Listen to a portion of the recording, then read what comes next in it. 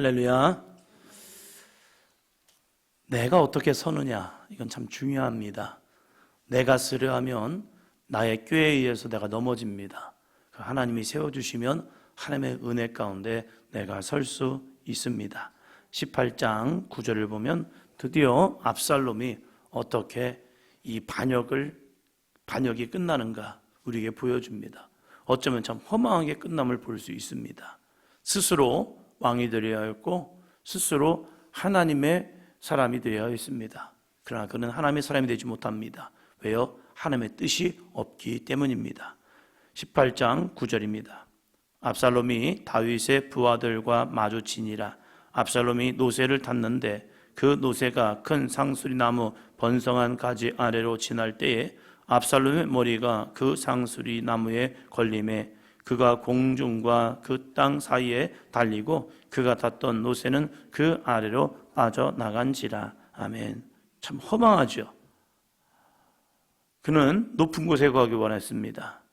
그러나 그가 높은 곳에 거할 때 그 노새가 큰 상수리나무 번성한 가지로 아래로 지날 때 압살롬의 머리가 그 상수리나무에 걸렸다는 사실입니다. 이게 좀 말이 안 되는 사건인 것 같은데 말이 안 되는 사건들이 벌어질 때가 참 많습니다. 고개를 숙였더라면, 낮아졌더라면 그는 상수리나무에 걸리지 않았을 겁니다. 그런데 그가 상수리나무에 걸렸습니다. 왜요? 낮아지려 하지 않았거든요. 자기는 왕이었고 스스로 된 왕이었고 그리고 나는 아버지를 이길 수 있다 당당했습니다. 그 당당함이 교만이 되었고 그 교만이 마지막 자기의 죽음까지도 불러 일으켰다는 사실입니다. 그래서 우리는 스스로 높아지려는 것이 아니라 예수님의 말씀처럼 많은 사람을 섬기는 종이 되어야 할 줄로 믿습니다. 종이 되면 주님은 우리를 높여 주십니다. 내가 섬기는 자가 되면 주님은 우리를 들어 쓰십니다. 그러나 내가 라고 하는 순간 그 교만을 사단이 사용하고 있다는 사실입니다. 그러다가 스스로 교만하여 죽는 수밖에 없다는 사실입니다. 요압은 다윗이 압살롬을 살려주라는 그런 당부를 함에도 불구하고 요압은 내 생각이 앞섭니다. 요압이 말합니다. 14절이요. 요압이 이르되 나는 너와 같이 지체할 수 없다 하고 손에 작은 창 셋을 가지고 가서 상수리나무 가운데서 아직 살아있는 압살롬의 심장을 찌르니. 아멘. 한 사람이 이 압살롬이 상수리나무에 걸린 것을 보고 와서 요압에게 이야기합니다. 요압이요, 압살롬이 이렇게 되었습니다. 근데 요압이 그 사람에게 야, 왜 그를 죽이지 않았느냐? 너가 그 사람을 죽였더라면 내가 은여를 너에게 주었을 것이다. 이런 말을 합니다.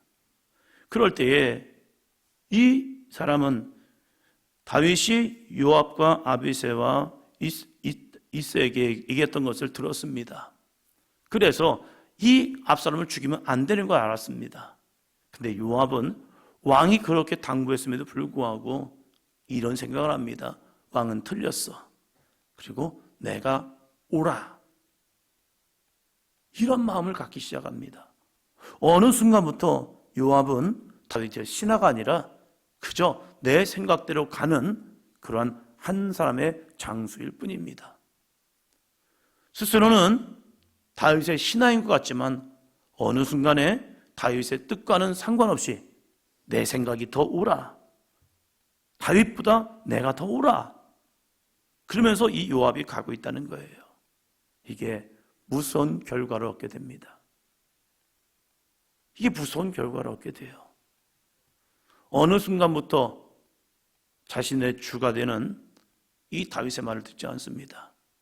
그래서 마지막 아도니아가 반역을 할 때에 거기에 합류해버립니다. 왜요? 내가 옳거든요. 내가 다윗보다 더 옳다는 생각을 어느 순간부터 하는 순간 다윗의 마음은 온데간데 없고 다윗을 향한 충성한 마음은 온데간데 없고 그저 내 생각이 앞서서 이러한 결과를 얻게 됩니다.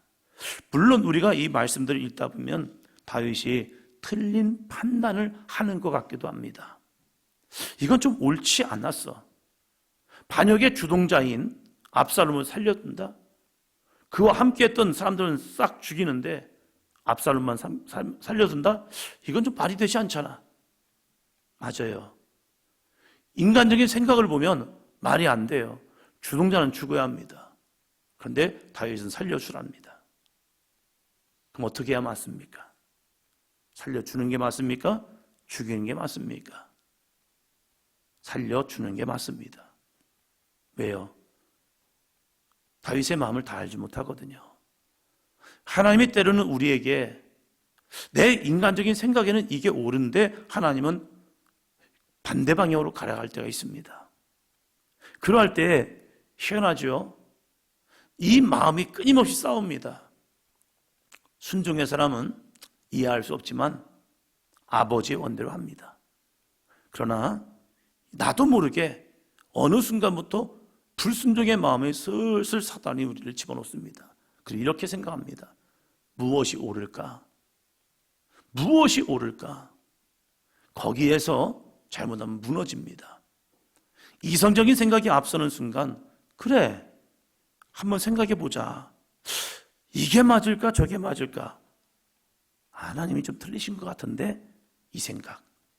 그래서 사울왕이 암말렉을 칠 때에 좋은 이 짐승들은 남겨둔 겁니다. 왜요? 내 생각이 더 옳다고 생각했기 때문에. 진멸, 이건 참 잔인한 거야. 아니 왜 이 좋은 것도 다 살려 죽이라는 거야? 이건 맞지 않아. 하나님의 뜻보다 내 생각이 앞서기 시작한다는 거예요. 이것이 무엇입니까? 교만입니다.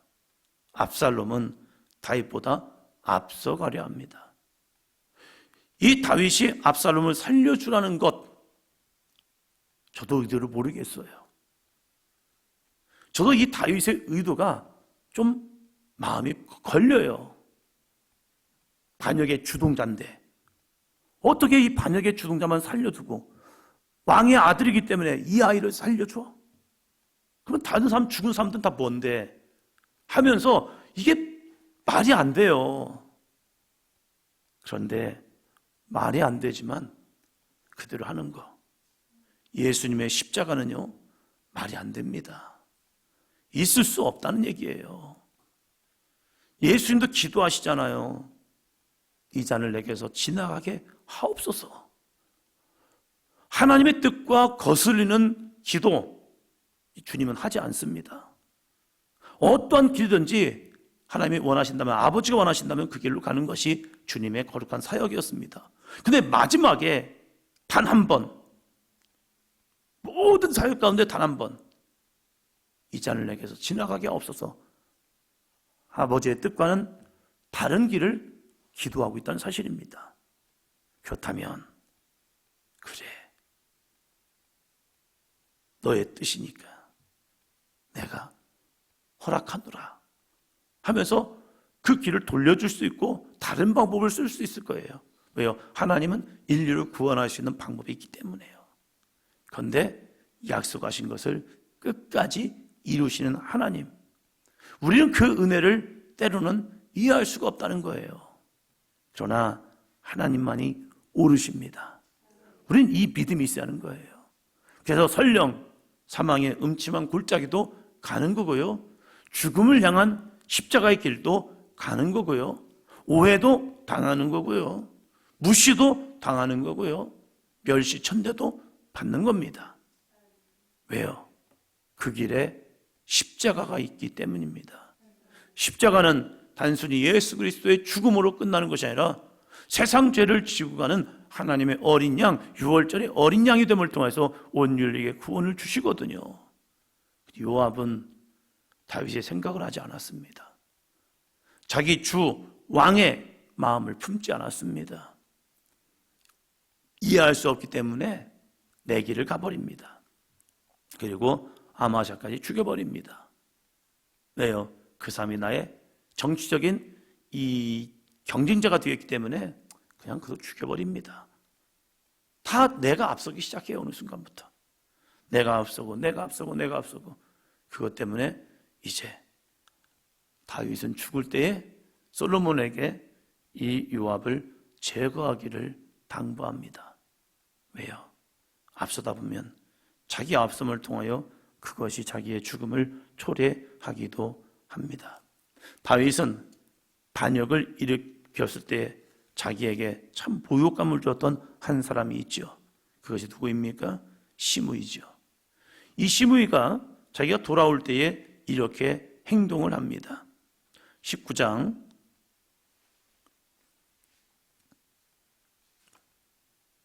19절입니다. 왕께 아뢰되 내 주여 원하건대 내게 죄를 돌리지 마옵소서. 내 주 왕께서 예루살렘에서 나오시던 날에 종의 패역한 일을 기억하지 마시오며 왕의 마음에 두지 마옵소서 하면서 살려달라고 간청합니다. 내가 요셉의 온 족속 중에 가장 먼저 내려가서 왕을 영접합니다. 왕이시여 나 좀 살려주세요 라고 하면서 시므이가 바짝 드립니다. 기분 같으면 그냥 죽여라. 또 아비새가 얘기를 해요.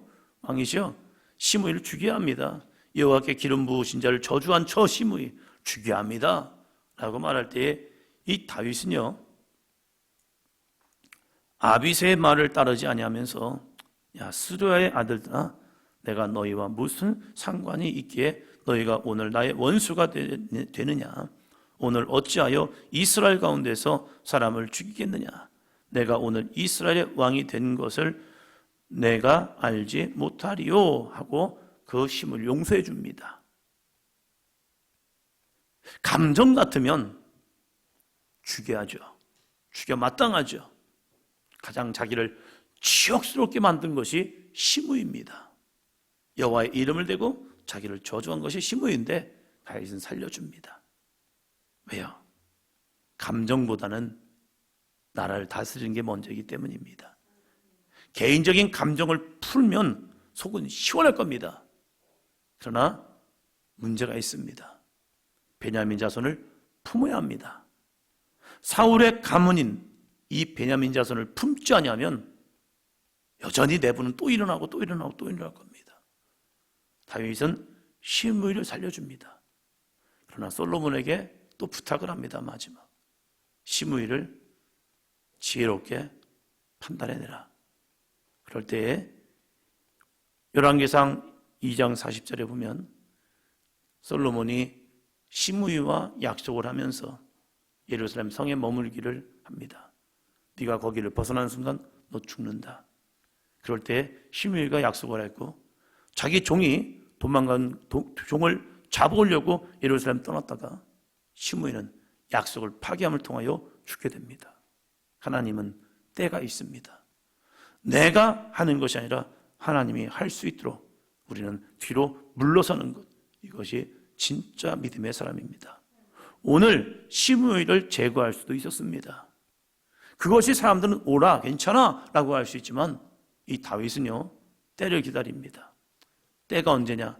내가 원하는 때가 아니라 하나님이 내 원수를 갚아주실 때요. 이것이 주님과 함께 동행하는 믿음의 삶입니다. 오늘 나는 어떠한 삶을 살아가고 있습니까? 하나님보다 앞서는 것, 이것은 죄악입니다. 그런데 우리는 하나님보다 앞서면서 이렇게 말할 때가 있습니다. 나는 탁월해. 나는 참 지혜로워. 나에 어떻게 이런 번뜩이는 지혜가 있을까? 이런 생각합니다. 아니요. 하나님보다 앞서는 것이 아니라 하나님께 순종하는 것, 이것이 바로 십자가의 길이고 믿음의 길입니다. 오늘 저녁에 금요 성령 집회를 통하여서 성찬을 합니다. 오랜만에 하는 성찬인 것 같습니다. 이 성찬을 통하여서 정말로 주님이 내 안에, 내가 주님 안에 거하는 삶, 주님의 살과 주님의 피를 먹고 마심을 통하여서 그걸 기념하여 먹고 마심을 통하여서 정말로 주님의 죽음이 나의 죽음이 되고 주님의 부활이 나의 부활이 되는 은혜의 시간이 되기를 주의 이름으로 부탁을 합니다. 하루 동안 정말로 예수님의 십자가를 다시 한번 기억하면서 주님 나와 함께 동행하여 줍시고 내가 주님보다 앞서지 않고 주님 뜻에 순종할 수 있는 믿음 되게 하여 주옵소서. 함께 하루를 준비하며 나가는 삶이 되시기를 바랍니다. 기도합니다.